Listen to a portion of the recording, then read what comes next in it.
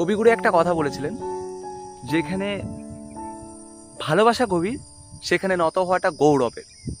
একদম, এটা আমি বিশ্বাস করি যে যে ভালোবাসার মানুষটির কাছে নত হতে জানে না, সে আসলে ভালোবাসতেই জানে না।